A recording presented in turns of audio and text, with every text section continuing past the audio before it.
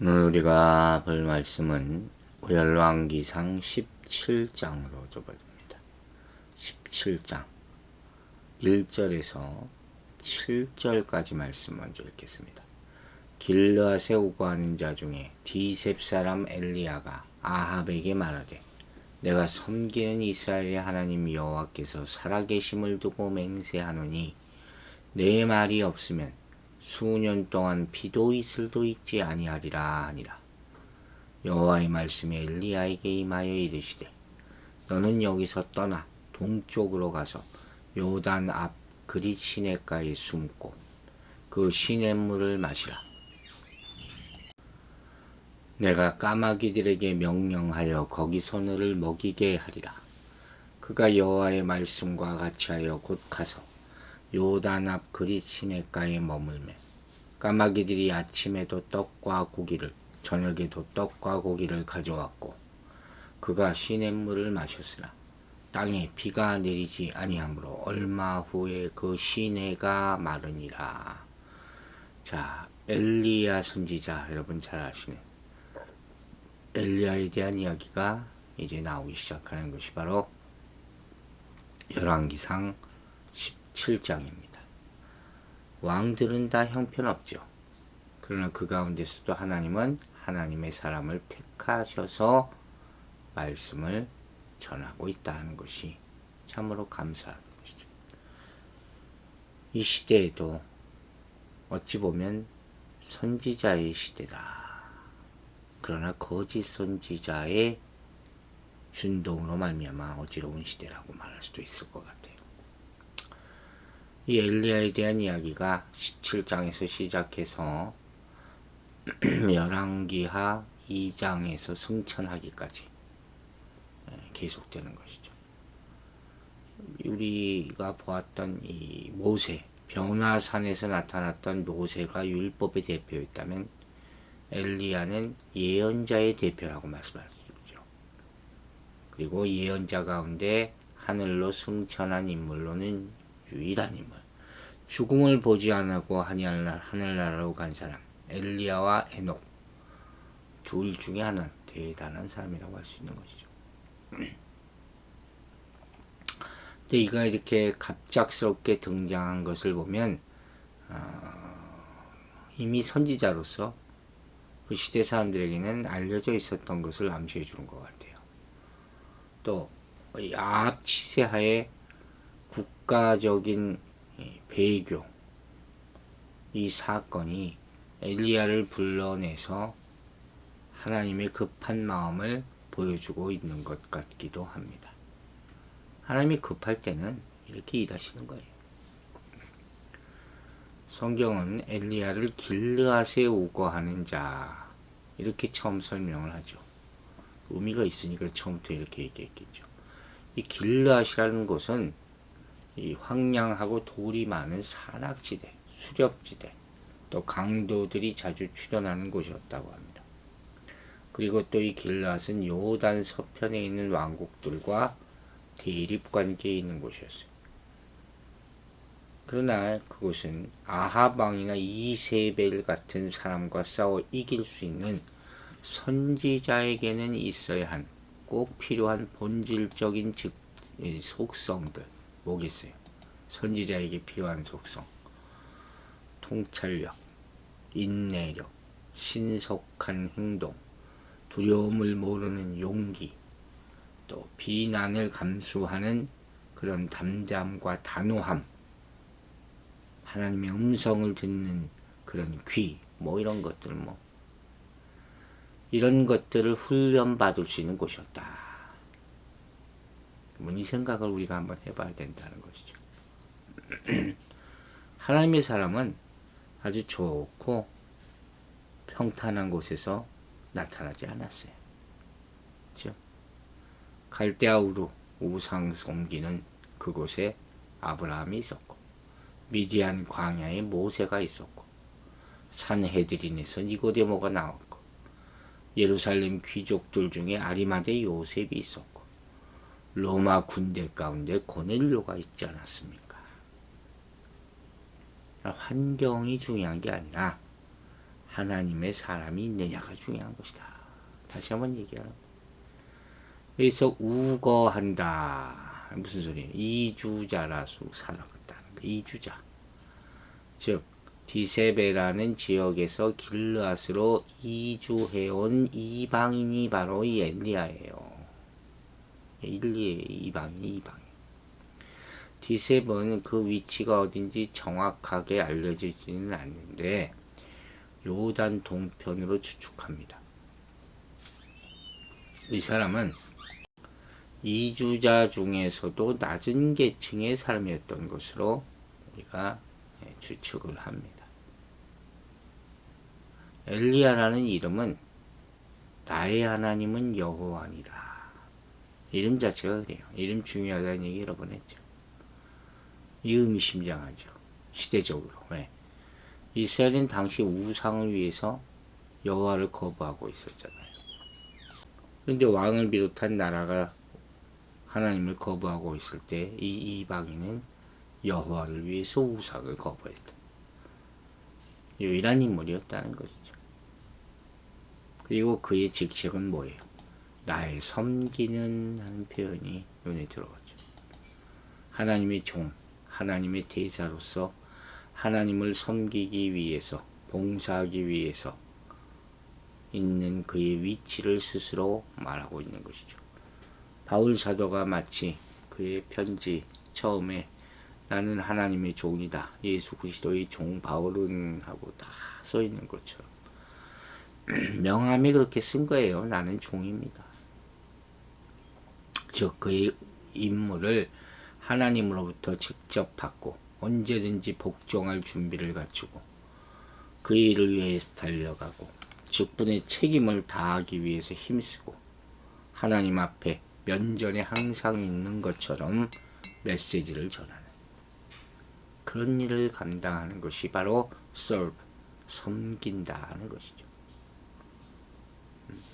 그러면서 이 엘리야가 목숨을 걸고 이스라엘 왕 아합에게 나아가서 하나님의 이름으로 자신의 말이 없으면 수년 동안 이스라엘에 비도 이슬도 내리지 않을 것이다.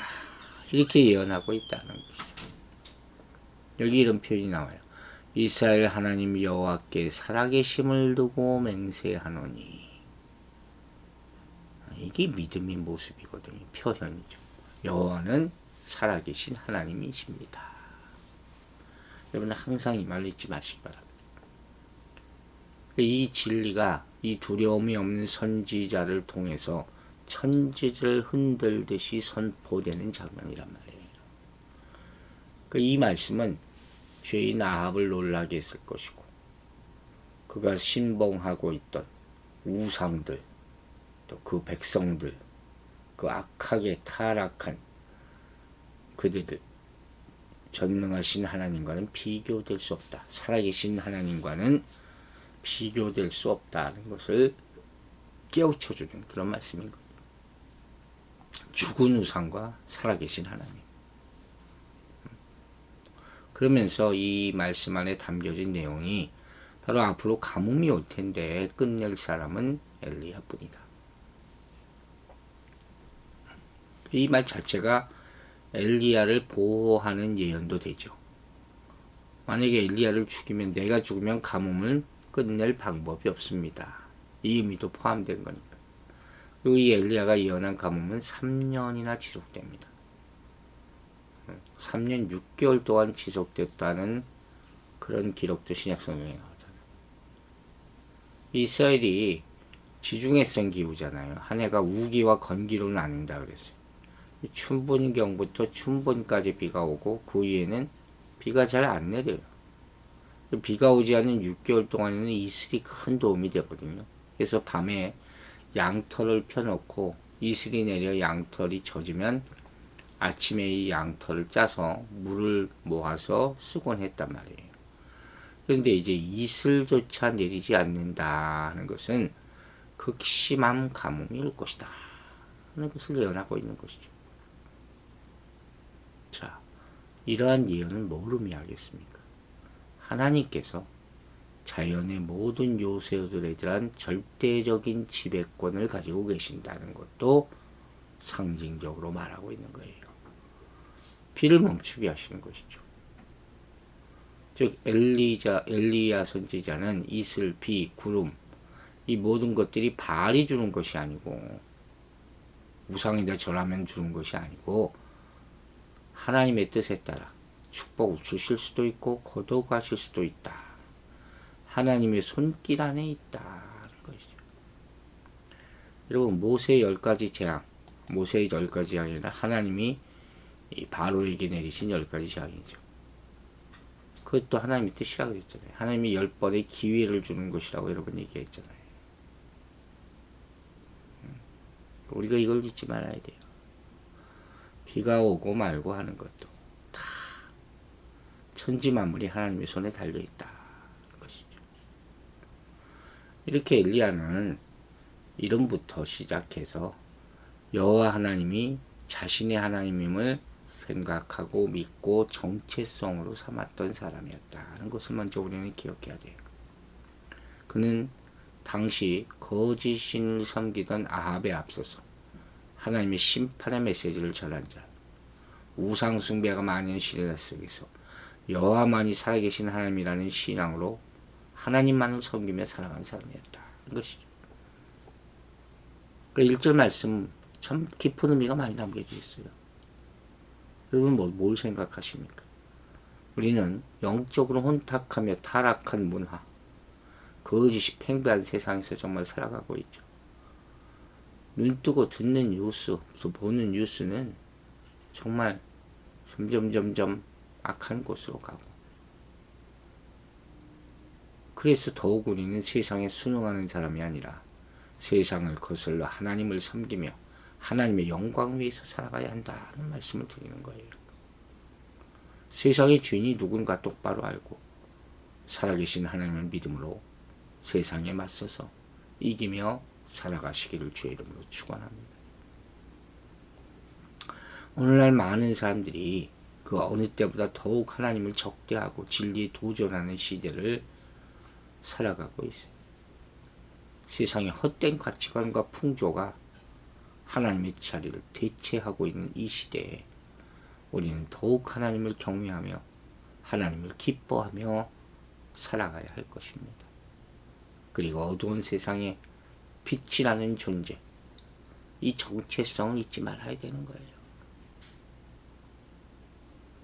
교회에 대한 세상의 평가에 아랑곳하지 말고 하나님의 살아계심을 당당히 선포하는 사명을 잘 감당해야 할 것입니다.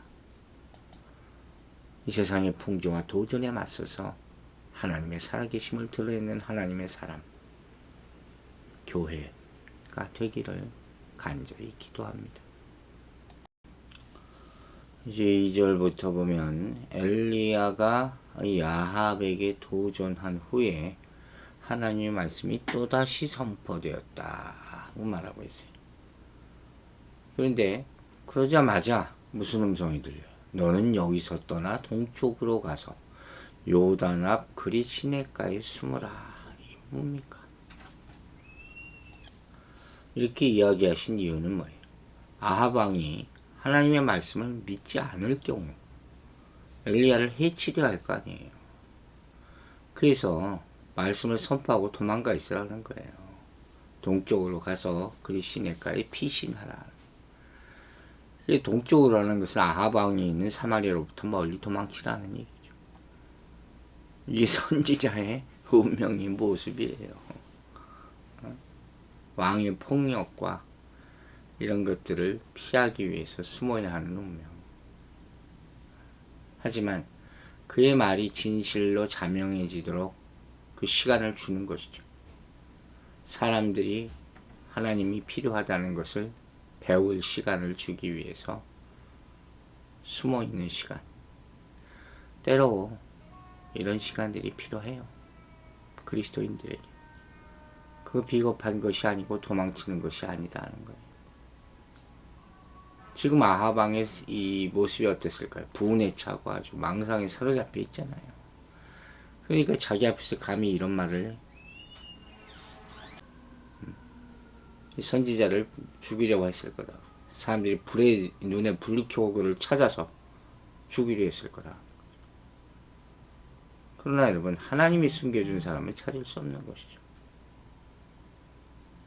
모세는 애굽 사람의 분노를 피해서 미디안 광야에서 40년 동안 유숙했고, 다윗은 사울의 아기를 피해 엔게디의 성중에서 피난처를 찾았고, 사도 요한은 바퀴를 피해 밤모섬의 몸을 숨기지 않았습니까? 여러분, 도망가는 것, 간혹 남아있는 것보다 더 심한 자기 부정을 요구해요. 개인에게 참 힘든 시간이죠. 하지만 하나님의 나라에서 하나님의 일을 하는 사람들은 장기간의 은둔과 고독의 생활을 보낼 수 있다는 것도 알게 되는 거예요.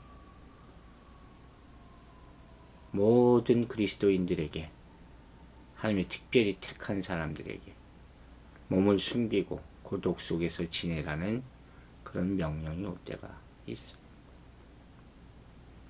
그걸 깊이 깨닫게 되기를 바랍니다.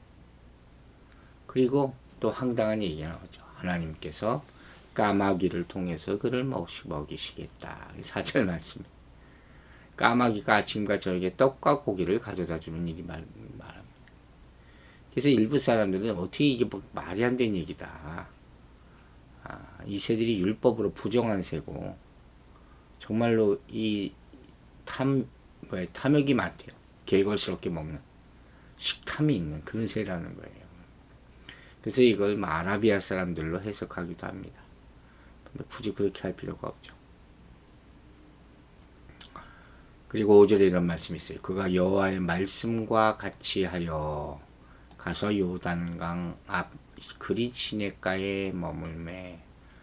저는 이 말이 참 감동이 됐어요. 여호와의 말씀과 같이 하여.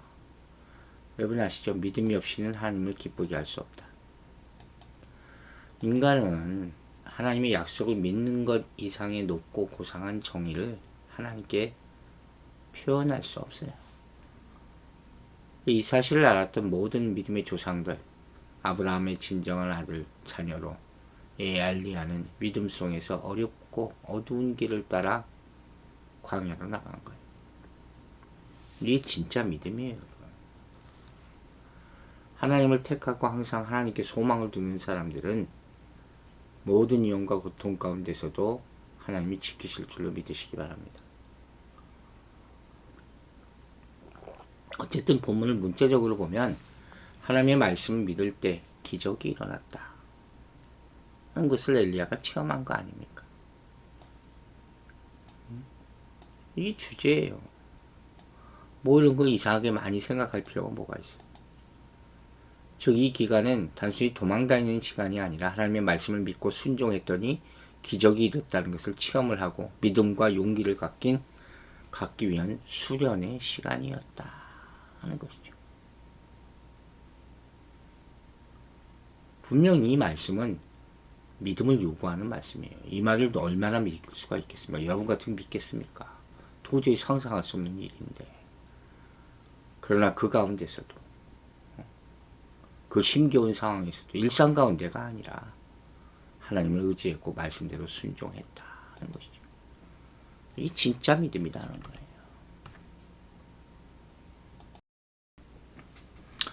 여러분, 성도는 어려운 환경 속에서도 하나님을 의지하며 살아가는 사람이에요. 어려운 여건이라는 것이 오히려 하나님을 전적으로 의지하는 영적 훈련장이 될 수도 있는 것입니다. 그러므로 어떤 상황에서도 하나님을 의지하며 하나님의 말씀에 순종하며 살아갈 때 우리는 모든 것을 주관하시는 하나님을 경험하게 될 것입니다. 기도하겠습니다. 하나님 아버지 감사합니다. 오늘도 하루가 시작되었습니다. 이 하루 동안 하나님의 말씀을 믿을 때 기적이 일어나게 해 주시옵소서. 천천후신앙 어떤 상황에서도 항상 하나님을 인정하고 살아가는 하나님의 말씀만을 따르는 사람 살아가게 하여 주시옵소서. 환경에 따라 말씀을 받아들이는 것이 아니라 성경의 눈으로 환경을 보고 상황을 뛰어넘는 성숙한 신앙인이 되게 하여 주시옵소서. 감사드리며 예수 그리스도 이름으로 기도했습니다.